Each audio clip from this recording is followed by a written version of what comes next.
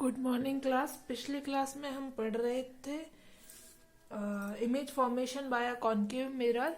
उसके last case रह गया था, सिक्स्थ वाला केस। फर्स्ट केस में पढ़ा था कि अगर रे इन्फिनिटी से आती है तो इसकी इमेज फोकस पे बनती है, डिमिनिश्ड बनती है, हाईली डिमिनिश्ड होती है, एंड रियल एंड इन्वर्टेड बनती है। सेकेंड केस पढ़ा था जब इन्फिनिटी और सेंटर ऑफ कर्वेचर के बीच में अगर मेरा कोई ऑब्जेक्ट पड़ा है तो उसकी इमेज फोकस और सेंटर ऑफ कर्वेचर के बीच में बनेगी, इन्वर्टेड होगी, रियल होगी, ठीक है, और छोटी होगी, ऑब्जेक्ट के साइज से छोटी होगी। नेक्स्ट केस पढ़ा था जब हमारी ऑब्जेक्ट सेंटर ऑफ कर्वेचर पे पड़ा है तो उसकी इमेज भी सेंटर ऑफ कर्वेचर पे ही बनेगी और एग्जैक्टली सेम साइज की बनेगी। जितना मेरी ऑब्जेक्ट की साइज होगी वही मेरी इमेज की साइज होगी, और वो भी रियल और इन्वर्टेड होगी। नेक्स्ट था कि अगर मेरा ऑब्जेक्ट सेंटर ऑफ कर्वेचर और फोकस के बीच में पड़ा है तो उसकी इमेज सेंटर ऑफ कर्वेचर के बाद में बनेगी, बियॉन्ड द सी बनेगी। इसके बाद पढ़ा था कि अगर फोकस पे मेरा ऑब्जेक्ट पड़ा है तो उसकी इमेज इन्फिनिटी पे जाके कहीं बनेगी, मतलब कि बहुत दूर बनेगी और हाईली एनलार्ज्ड होगी, रियल एंड इन्वर्टेड बनेगी। इसके बाद नेक्स्ट केस आता है सिक्स, तो जो कि बहुत ही इंपॉर्टेंट केस है, when object is in between pole and focus. When object is in between F and P, pole और फोकस के बीच में अगर मेरा ऑब्जेक्ट पड़ा है तो उसकी इमेज कहाँ पे बनेगी? ये मेरा concave mirror, principal axis, concave mirror बाहर से पॉलिश्ड होगा, कर्व्ड इनवर्ड होगा। ये मेरा पोल, ये मेरी फोकस, ये मेरा सेंटर ऑफ कर्वेचर। इस केस में हम ले रहे हैं कि मेरी ऑब्जेक्ट जो है वो पोल और फोकस के बीच में कहीं पे है। ये मेरी रे जाएगी प्रिंसिपल एक्सिस के पैरेलल और ये पास होगी फोकस से, रिफ्लेक्ट होने के बाद ये फोकस से पास होगी, ठीक है। नेक्स्ट केस है कि अगर मेरी कोई रे सेंटर ऑफ कर्वेचर से पास होती है तो वापस उसी पाथ में जाती है, तो ये जाएगी ऐसे। अगर कोई रे ऐसे जा रही है तो वापस रिफ्लेक्ट बैक होके उसी डायरेक्शन में वापस चली जाएगी। तो यहाँ पे तो ये देखो, ये डिस्टेंस हमेशा बढ़ता ही जा रहा है, मतलब इस साइड में तो ये कभी भी मीट नहीं करेंगे, ये दोनों लाइन कभी भी इंटरसेक्ट नहीं करेंगी। तो बिहाइंड द मिरर अगर मैं इनको इंटरसेक्ट कर रहा हूं ऐसे, बिहाइंड द मिरर ये यहां पे जाके कहीं इंटरसेक्ट करेंगे,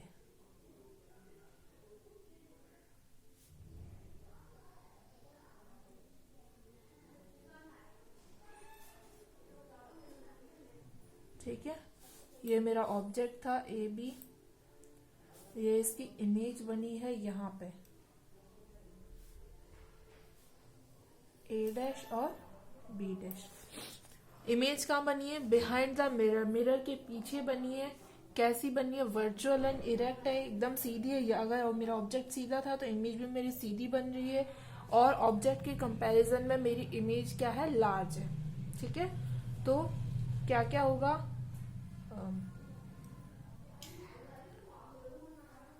इमेज कहाँ पे बनी है? इमेज बनी है बिहाइंड द मिरर।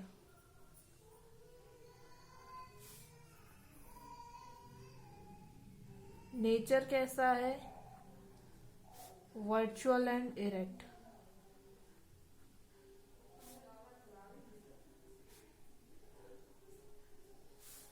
साइज कैसा है इसका? Larger than the object, larger than the object, ठीक है।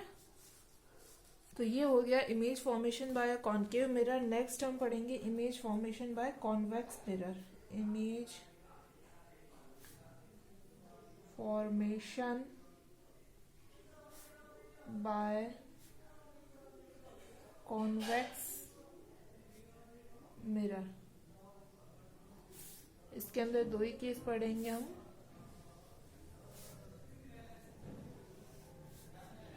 फर्स्ट केस है when object is at infinity. अगर मेरा ऑब्जेक्ट इंफिनिटी पे है तो उसकी इमेज कहाँ पे बनेगी? तो इसके लिए मैं ले लेती हूँ कॉन्वेक्स मिरर। बल्ज आउटवर्ड, ये मेरा कॉन्वेक्स मिरर है जो बाहर की तरफ कर्व्ड है। इसका फोकस यहाँ पे होगा, सेंटर ऑफ कर्वेचर यहाँ पे होगी, ये इसकी प्रिंसिपल एक्सिस हो गई, ये इसका पोल हो गया। सारी जो इंसिडेंट रे हैं वो लेफ्ट से आएंगी। इन्फिनिटी से अगर कोई रे आ रही है, मान लो ऐसे प्रिंसिपल एक्सिस के पैरेलल आ रही है, तो वो रिफ्लेक्ट होने के बाद प्रिंसिपल फोकस से पास होंगी। ये ऐसे जाएंगी रिफ्लेक्ट होने के बाद। तो ये लाइन को अगर मैं वर्चुअली मीट कराऊंगी तो ये प्रिंसिपल फोकस पे जाके इंटरसेक्ट करेगी। तो ये वर्चुअली मुझे कहाँ पे इसकी इमेज बन रही है? प्रिंसिपल फोकस पे इसकी इमेज बनेगी। कैसी बन रही है? पॉइंट साइज बन रही है एकदम। अगर यहां से भी कोई रे पैरेलल आ रही है ऐसे, तो वो रिफ्लेक्ट होने के बाद प्रिंसिपल फोकस से पास होगी। तो ये दोनों रे जहां पे इंटरसेक्ट कर रही है, ये मेरा प्रिंसिपल फोकस है, उस पर ये दोनों रे इंटरसेक्ट कर रही हैं। तो इसकी इमेज कहाँ पे बन रही है? इमेज बन रही है एट फोकस। कैसी बन रही है? अभी सीधी तो इंटरसेक्ट नहीं कर रही है, मुझे इंटरसेक्ट करती हुई दिख रही है, तो दैट मीन्स के वर्चुअल है। Virtual and erect. साइज कैसा है इसका? पॉइंट साइज, एकदम पॉइंट साइज बन रही है, पॉइंट साइज। ठीक है। सेकेंड केस है इसका, ये तो था when object is at infinity. Second case है जब ऑब्जेक्ट इंफिनिटी पे नहीं होकर मुझे पता हो कि when object is between infinity and pole. Infinity और पोल के बीच में कहीं मेरा ऑब्जेक्ट अगर पड़ा है तो उसकी इमेज कहाँ पे बनेगी? तो सेकेंड केस लेते हैं हम।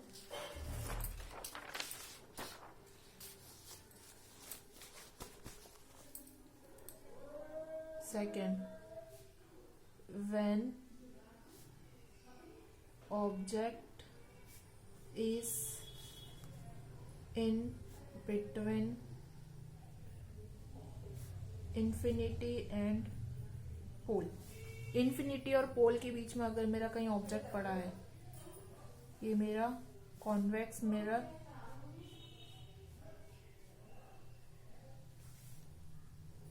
ये प्रिंसिपल एक्सिस, ये इसका पोल, ये फोकस, ये सेंटर ऑफ कर्वेचर, ये इंफिनिटी, इसके लिए ये इंफिनिटी होगा। यहाँ पे अगर मैं मान लेती हूँ, यहाँ पे अगर मेरा कोई ऑब्जेक्ट पड़ा है, ये रहा ए बी, मेरा कोई ऑब्जेक्ट है, यहाँ से ये प्रिंसिपल एक्सिस के पैरेलल कोई रे आ रही है, वो रिफ्लेक्ट होने के बाद फोकस से पास होगी ऐसे। ठीक है। नेक्स्ट रे, अगर यहाँ से कोई सेंटर ऑफ कर्वेचर पे से कोई रे जा रही है तो वो बिना रिफ्लेक्ट हुए उसी पाथ पे वापस चली जाएगी।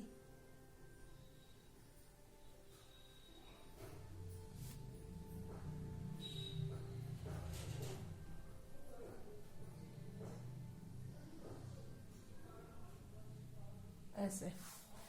तो ये जो दोनों रे हैं यहाँ पे मुझे वर्चुअली, यहाँ पे मुझे इंटरसेक्ट करती हुई दिख रही हैं, तो मेरी इमेज बनेगी ए डैश और बी डैश। इमेज कहाँ पे बन रही है?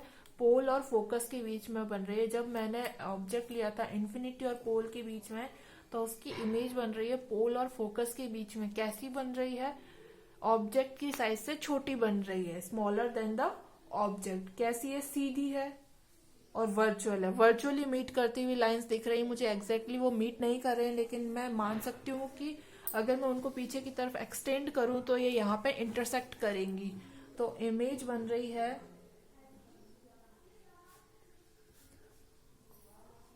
Between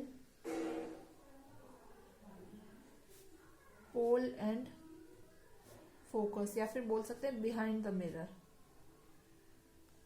behind the mirror. Second case, second उसका नेचर कैसा है, virtual and erect, virtual and erect. Size है उसका smaller than the object, smaller than the object, object से छोटा साइज है। तो ये केस हमने लिया when object is in between infinity and pole. ठीक है, तो इमेज बनेगी पोल और फोकस के बीच में, जो कि बिहाइंड द मिरर होगा। नेचर होगा उसका वर्चुअल एंड इरेक्ट, साइज उसकी smaller than the object, object से छोटी इमेज बनेगी। इसके बाद में नेक्स्ट हम देख लेते हैं कुछ उसके यूजेस क्या होते हैं कॉनकेव मिरर और कॉन्वेक्स मिरर के। ये वर्बली बता देती हूँ आपको। हमने 10th में पढ़े थे कि कॉनकेव मिरर और कॉन्वेक्स मिरर के यूजेस क्या होते हैं। तो कॉनकेव मिरर आपको पता है कि शेविंग मिरर्स और मेकअप मिरर्स के अंदर क्या होता है, कॉनकेव मिरर यूज करते हैं। उसमें क्या करते हैं, उस मिरर को बहुत ही पास में रखते हैं, जो कि 6th केस है हमारा, जब मेरा ऑब्जेक्ट कहाँ पे होगा, पोल और फोकस के बीच में होता है, तब उसकी इमेज वर्चुअल एंड इरेक्ट बनती है। वही यहाँ पे भी अप्लाई होगा कि जो शेविंग मिरर्स हैं और जो मेकअप मिरर्स हैं जो यूज करते हैं, उसके अंदर भी हम कॉनकेव मिरर यूज करते हैं और ऑब्जेक्ट कहाँ पे रहता है, पोल और फोकस के बीच में। सेकेंड यूज है इसका कि डॉक्टर्स, डेंटिस्ट जो मिरर यूज करते हैं वो कौन सा मिरर होता है, कॉनकेव मिरर होता है। ठीक है, जो उनके हेड पे जो मिरर लगा हुआ होता है वो कॉनकेव मिरर होता है, डेंटिस्ट इसको यूज करते हैं। फिर है कुछ कॉन्वेक्स मिरर के यूज है। कॉन्वेक्स मिरर का सबसे अच्छा एप्लीकेशन है जो रियर व्यू मिरर्स होते हैं, बाइक और गाड़ी के अंदर साइड के जो मिरर्स होते हैं, तो उनके अंदर होता है कॉन्वेक्स मिरर। कॉन्वेक्स मिरर को क्यों यूज करते हैं, क्योंकि दो चीजों की वजह से उसको यूज किया जाता है। फर्स्ट कि वो लार्जर ऑब्जेक्ट की स्मॉल इमेज बना के मुझे देते हैं। जैसे कि अपने ये सेकंड केस पढ़ा है, कॉन्वेक्स मिरर के अंदर ऑब्जेक्ट मेरा लार्ज था लेकिन उसकी इमेज क्या बनेगी, स्मॉलर देन द ऑब्जेक्ट बनेगी। तो लार्ज ऑब्जेक्ट की स्मॉल इमेज बनाते हैं, first condition, first case. Second क्या होता है कि वाइड एरिया को कवर करते हैं, बहुत ज्यादा एरिया को कवर करेंगे, पीछे ज्यादा एरिया को कवर करते हैं, तो इसलिए हम रियर व्यू मिरर्स में कॉन्वेक्स मिरर को यूज करते हैं। और थर्ड की वर्चुअल एंड इरेक्ट इमेज बनाते हैं, सीधी इमेज बना के देते हैं। तो ये मोस्ट इम्पॉर्टेंट एप्लीकेशन है कॉन्वेक्स मिरर की, कि वो वाइड एरिया को कवर करते हैं, लार्जर ऑब्जेक्ट की स्मॉल इमेज बना के देते हैं, और थर्ड कि वर्चुअल एंड इरेक्ट इमेज बनाते हैं। ठीक है, तो ये कुछ एप्लीकेशंस थी कॉन्वेक्स मिरर की, कॉनकेव और कॉन्वेक्स मिरर की कुछ एप्लीकेशंस है। इसके बाद में नेक्स्ट हम पढ़ेंगे मिरर फॉर्मूला। मिरर फॉर्मूला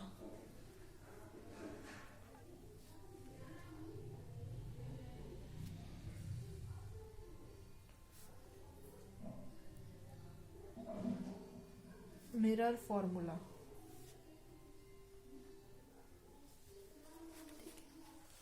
इसका मैं डेरिवेशन कॉनकेव मिरर को यूज करके कर रही हूँ। किसी को भी यूज करके कर सकते हैं, कॉन्वेक्स मिरर से भी कर सकते हैं, कॉनकेव से भी कर सकते हैं।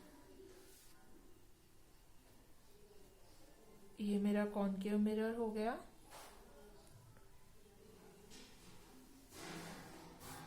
ये मेरा फोकस, ये मेरा सेंटर ऑफ कर्वेचर। मैं ये वाला केस ले रही हूँ जिसमें से रे इन्फिनिटी और सेंटर ऑफ कर्वेचर के बीच में अगर कोई मेरा ऑब्जेक्ट पड़ा है तो प्रिंसिपल एक्सिस के पैरेलल ये रिफ्लेक्ट होके फोकस से पास होगी।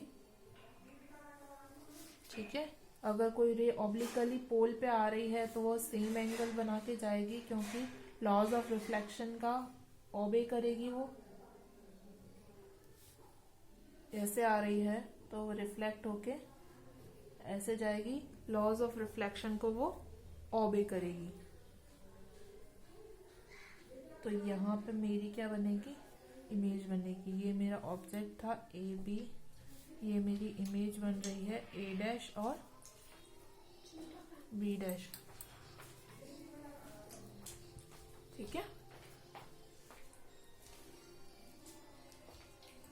एक और रे, हम अगर सेंटर ऑफ कर्वेचर से कोई रे पास होती है तो वो उसी डायरेक्शन में वापस चली जाती है। ये थोड़ा सा टेढ़ा बन गया है। मिरर से रिफ्लेक्ट होने के बाद, अगर ये मिरर बहुत बड़ा हो तो यहाँ से रिफ्लेक्ट होने के बाद वो उसी डायरेक्शन में वापस चली जाएगी। तो थर्ड रे। अब हम कुछ ट्रायंगल्स लेंगे।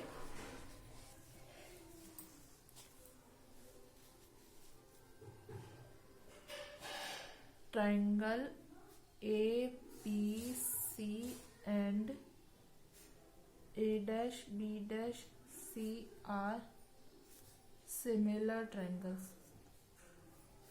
Similar triangles.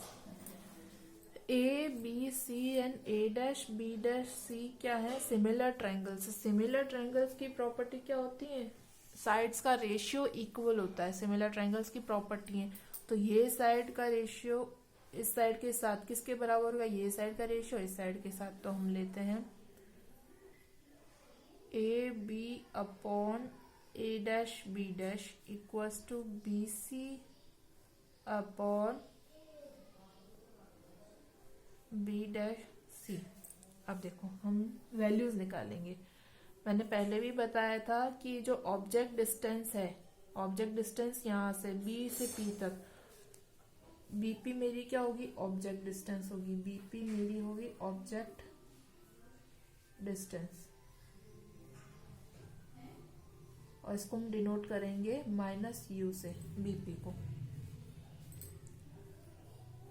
ये मेरा सीपी क्या होगा, रेडियस ऑफ कर्वेचर, ये होगा माइनस आर, क्योंकि ये सब क्या है, मिरर के लेफ्ट साइड में है। तो लेफ्ट साइड में जो भी डिस्टेंसेस हम मेजर करेंगे वो कैसे होते हैं, नेगेटिव होते हैं, इसलिए मैं नेगेटिव साइन ले रही हूँ। मेरी इमेज यहाँ पे बन रही है ए डैश बी डैश, तो बी डैश पी जो मेरी इमेज डिस्टेंस है, B dash P image distance, ये होगी माइनस वी। ठीक है, और एफ पी ये फोकल लेंथ है मेरी, जो कि होगा माइनस एफ। अब बी सी, बी और सी ये डिस्टेंस है। ये डिस्टेंस कैसे फाइंड आउट करेंगे, इस पूरी डिस्टेंस में से ये डिस्टेंस माइनस कर दूंगी। ये पूरी क्या है, यू, तो मैं इसको लिख देती हूँ बीपी माइनस सीपी। तो यहाँ से आ जाएगा मेरा बी सी, और बी डैश सी, तो ये आ जाएगा CP minus B dash P, CP minus B dash P. अब इसके अंदर वैल्यूज डाल दो। बीपी की वैल्यू है माइनस यू, बीच में माइनस, माइनस सीपी की वैल्यू है माइनस आर अपॉन सीपी की value minus R, minus B dash P की वैल्यू माइनस वी।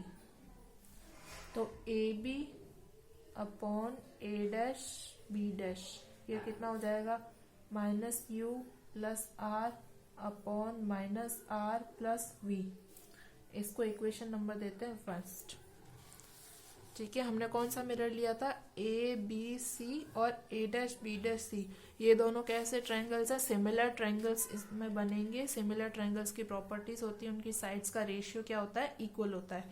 तो हमने वही काम किया, दो ट्रायंगल लिए हैं, वो हमारे सिमिलर ट्रायंगल्स है, तो उनके साइड्स के रेशियो को क्या करेंगे अपन, इक्वल करेंगे। तो यहाँ से हमने एक रिलेशन निकाल लिया है, A B upon A dash B dash क्या आएगा, minus U plus R upon minus R plus V. Second हम ट्रायंगल लेंगे A B P and A dash B dash P. A B P और A dash B dash P ये दोनों भी कैसे होंगे, सिमिलर ट्रायंगल्स होंगे, तो इनकी भी साइड्स का जो रेशियो आएगा वो इक्वल आएगा। तो A B upon A dash B dash और B P upon B dash B dash, इनके साइड्स के रेशियो को इक्वल करते हैं।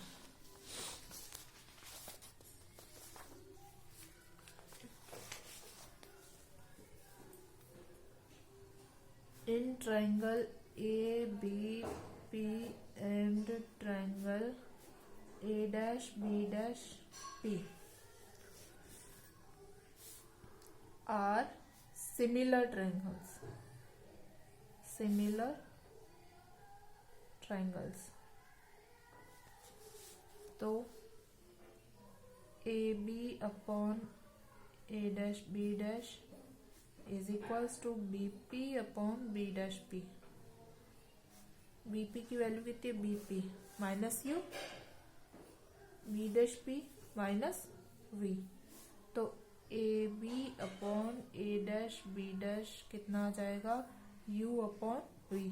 इसको इक्वेशन नंबर 2 सेकेंड. अब यहाँ पे इक्वेशन नंबर 1 मेरी है AB अपॉन A-B- जो कि इसके बराबर है. इसमें भी इक्वेशन नंबर सेकेंड क्या है? AB अपॉन A-B- जो कि है U अपॉन V के बराबर. तो दोनों के LHS इक्वल है तो दोनों के RHS भी इक्विवेलेंट होंगे. तो equating equation 1 and 2.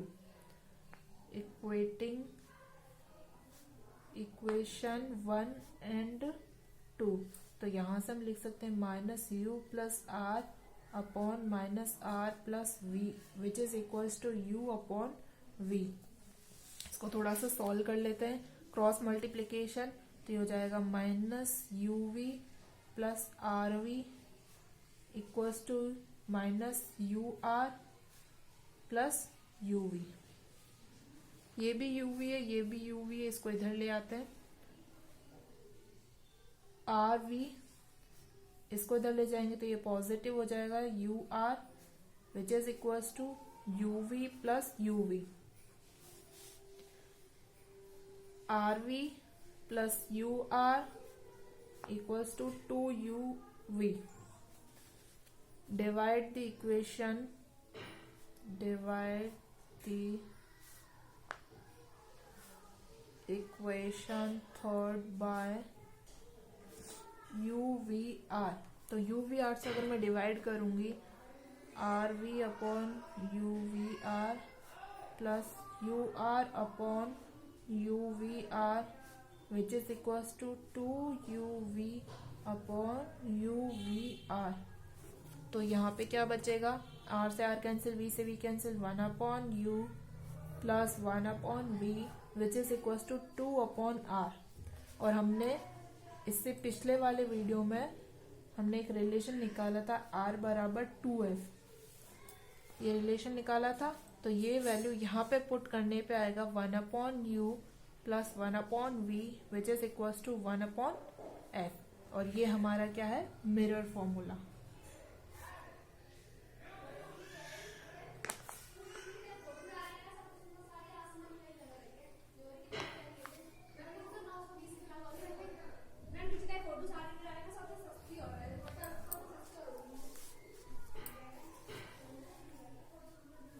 Mirror formula.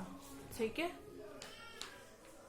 ये है मिरर फॉर्मूला. हमने किसको यूज किया है? कॉनकेव मिरर को यूज करके हमने निकाला है, जिसमें अपन ने केस लिया था कि जब मेरा ऑब्जेक्ट इन्फिनिटी और सेंटर ऑफ कर्वेचर के बीच में, हम कोई सा भी मिरर यूज कर सकते हैं, कोई सा भी केस ले सकते हैं और मिरर फॉर्मूला हम लोग फाइंड आउट कर सकते हैं.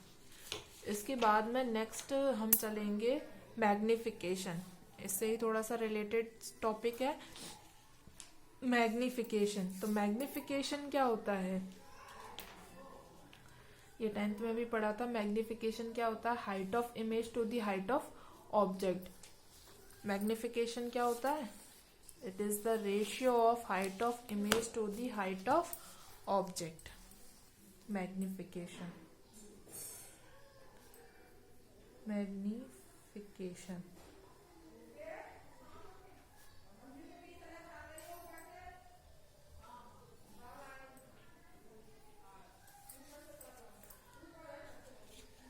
it is defined as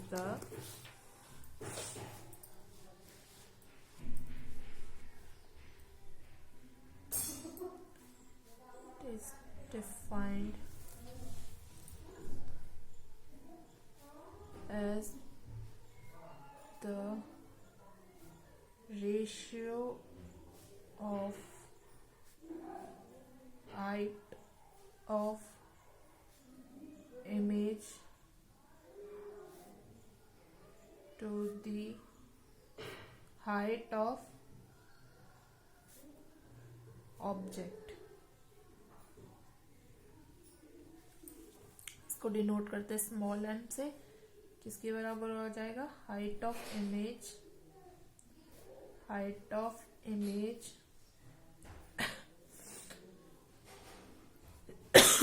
sorry, to the height of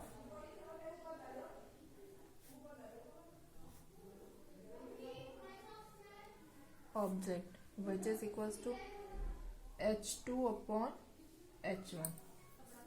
ठीक है, ये एक यूनिट लेस क्वांटिटी है क्योंकि ऊपर भी हाइट नीचे भी हाइट.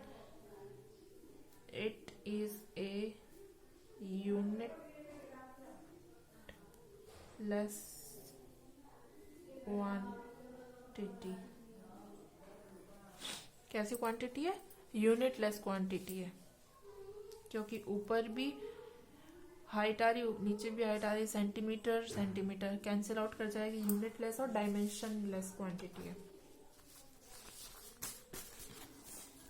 अब मैग्निफिकेशन हम पढ़ेंगे in terms of u and v क्योंकि हमने अभी जस्ट केस पढ़ा था, मिरर फॉर्मूला निकाला है.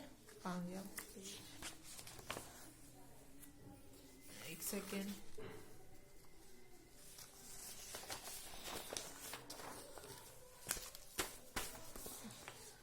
मिरर फॉर्मूले में ये था, ये हाइट ऑफ इमेज ऑब्जेक्ट है, ये हाइट ऑफ इमेज है. तो मैं यहाँ से क्या लिख सकती हूँ, अगर इस फिगर से देखूँ, from triangle A B P and A dash B dash P, इन दोनों ट्राइंगल से देखूँ तो मैं height of image that means कि A dash B dash M निकाल रही हूँ मैं.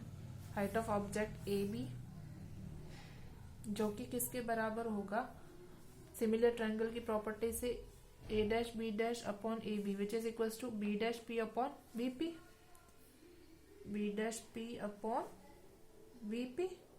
और बी डैश पी की वैल्यू क्या है, B dash P minus V, B P की value minus you.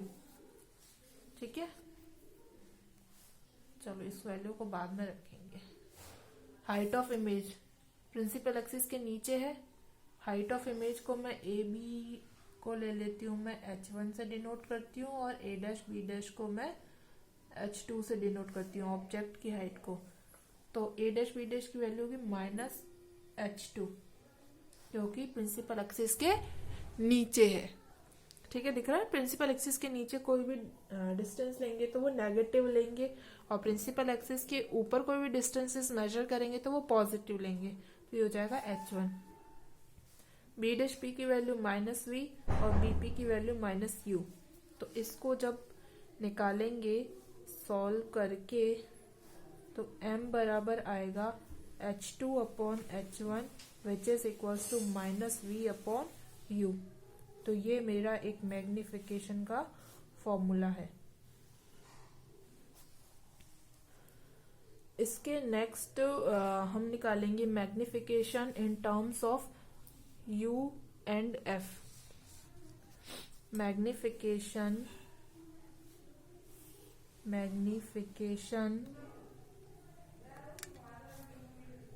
In terms of u and f. u और f की टर्म्स में मैग्निफिकेशन निकालना है.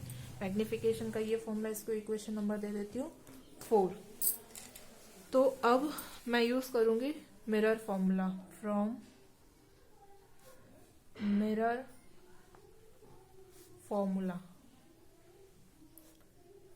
मिरर फॉर्मूला क्या है, 1 upon V plus 1 upon U which is equals to 1 upon F multiply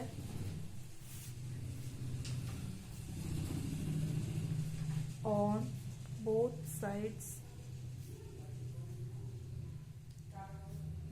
by u. दोनों side में मैं u से डिनोट मल्टीप्लाई कर रही हूँ।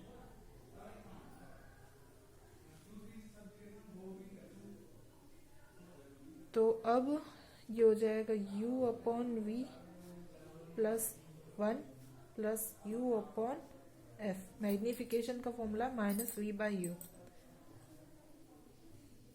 तो मैं इसको इधर ले आती हूँ, सॉरी विद इक्वल्स टू यहाँ पे, इसको लेफ्ट हैंड साइड में ले आती हूँ और u अपॉन वी को राइट हैंड साइड में ले जाती हूँ। तो ये हो जाएगा -1 minus U upon F which is equals to minus U upon V. LCM ले लो, f minus U upon F which is equals to minus U upon V, और इनको मैं अगर उल्टा करूँगी तो आ जाएगा minus V by U which is equals to F upon F minus U. ये मेरा मैग्निफिकेशन का फॉर्मूला होता है, तो ये मेरा बराबर हो जाएगा m के।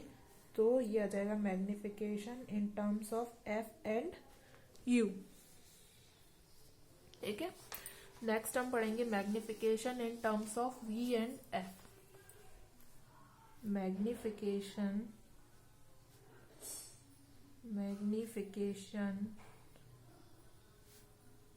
In terms of v and f। v और f की टर्म्स में मैग्निफिकेशन क्या होगा? तो सेम वापस मिरर फॉर्मूला यूज करेंगे हम। From mirror formula 1 upon v plus 1 upon u which is equals to 1 upon f। और यहाँ से हम क्या करेंगे? Multiply on both sides by multiply on both sides by v से मल्टीप्लाई करते हो, तो v अपॉन v हो जाएगा 1 plus v upon u which is equals to v upon f। थोड़ा सा इधर उधर करते हैं चीजों को, इसको इधर लेके आते हैं, इसको उधर लेके जाते हैं, तो minus V by U which is equals to 1 minus V upon F. Minus V by U magnification होता है which is equals to 1 minus V upon F, और इसका एलसीएम ले लो तो m बराबर आ जाएगा f minus V upon F. ये मेरे मैग्निफिकेशन का फॉर्मूला है। तो अपने पास मैग्निफिकेशन के 3 फॉर्मूले आ गए, minus V upon U, F upon F minus U और F minus V upon F. ये मेरे तीनों मैग्निफिकेशन के फॉर्मूले हो गए, और इस मैग्निफिकेशन को बोलते हैं लीनियर मैग्निफिकेशन। लीनियर मैग्निफिकेशन या मैग्निफिकेशन, लीनियर मैग्निफिकेशन। उसके फॉर्मूले m बराबर हो जाएगा minus V by U, F upon F minus U और F minus V upon F. ये मेरे मैग्निफिकेशन के फॉर्मूले हो गए। ठीक है, ये जो है मेरा लीनियर मैग्निफिकेशन हो गया यहां तक।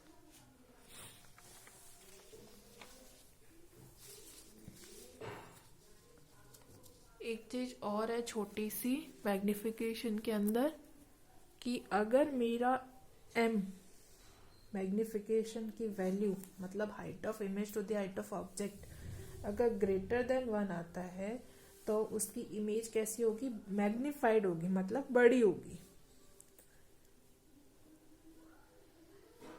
If m is greater than 1,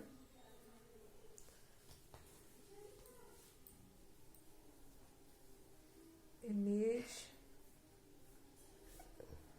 is magnified, मतलब बड़ी होगी, मैग्निफाइड।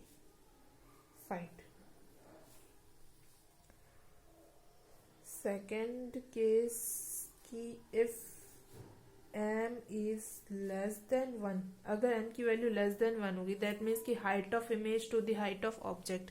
हमने पढ़ा था कि m क्या होता है? Height of image to the height of object. अब जब लेस देन कब होगी? जब मेरा ऑब्जेक्ट छोटा होगा, सॉरी ऑब्जेक्ट बड़ा होगा और इमेज छोटी होगी, तभी ये वैल्यू लेस देन 1 आएगी। और उस केस में मेरी इमेज कैसी बनेगी, डिमिनिश्ड बनेगी, छोटी बनेगी। ऑब्वियसली किसी भी छोटी चीज को बड़ी चीज से डिवाइड करेंगे तो वैल्यू कम ही आएगी। तो m की वैल्यू कैसे आएगी, लेस देन 1। तो इमेज की वैल्यू कैसी बनेगी, इमेज इज डिमिनिश्ड।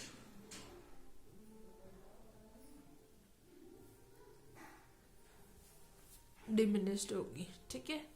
क्या कौन सा केस, कॉन्वेक्स मिरर में तो दोनों केसेस में इमेज मेरी छोटी बनेगी, तो उसमें ऑब्जेक्ट मेरा बड़ा होगा और इमेज मेरी छोटी बनेगी। और जो कॉन्केव मिरर है उसके अंदर मेरे दो केस, स्टार्टिंग के उसमें और लास्ट वाला केस, सिक्स्थ केस में ऑब्जेक्ट बड़ा होता है और इमेज कैसी बनती है, छोटी बनती है। जब मेरा ऑब्जेक्ट इन्फिनिटी पे होता है कॉन्केव मिरर के अंदर, तो फोकस पे बनती है, पॉइंट साइज की बनती है। दैट मीन्स कि height of image to the height of object बहुत ही कम आएगा। सेकेंड केस लिया आता है कि जब इन्फिनिटी और सेंटर ऑफ कर्वेचर के बीच में है तो भी वो ऑब्जेक्ट बड़ा था और इमेज उसके कंपैरिजन में छोटी बन रही थी। और जो सिक्स्थ केस था, जब पोल और फोकस के बीच में अगर मेरा ऑब्जेक्ट पड़ा है तो उसकी इमेज बिहाइंड द मिरर जाके बनेगी और वो भी ऑब्जेक्ट से छोटी होगी, तो उसमें मैग्निफिकेशन की वैल्यू लेस देन 1 आएगी। और थर्ड केस है कि अगर इफ m इक्वल्स टू 1 होगी, अगर m की वैल्यू 1 आएगी तो इमेज कैसी बनेगी, ऑब्जेक्ट की सेम साइज की बनेगी, जो कि हमारा थर्ड केस है। जब सेंटर ऑफ कर्वेचर पे इमेज ऑब्जेक्ट पड़ा है तो इमेज भी उसकी सेंटर ऑफ कर्वेचर पे ही बनती है। और कैसी बनती है, सेम साइज की बनती है। जैसा कि जितनी हाइट मेरी ऑब्जेक्ट की होती है उतनी ही हाइट मेरी इमेज की भी होती है। तो image is of same size as the object. image is of same size as the object, ठीक है। दो चीजें और है, if m is positive the image is virtual and erect, और if m is negative then image is real and inverted. Note डाल के 2 point लिख देती हूँ। Note first point, if m की वैल्यू क्या हो, पॉजिटिव होगा, दैट मीन्स कि वर्चुअल एंड इरेक्ट बनेगी। Image is virtual and erect, ठीक है। वर्चुअल होगी तो इरेक्ट भी होगी। सेकेंड केस कि m is negative, image is real and inverted.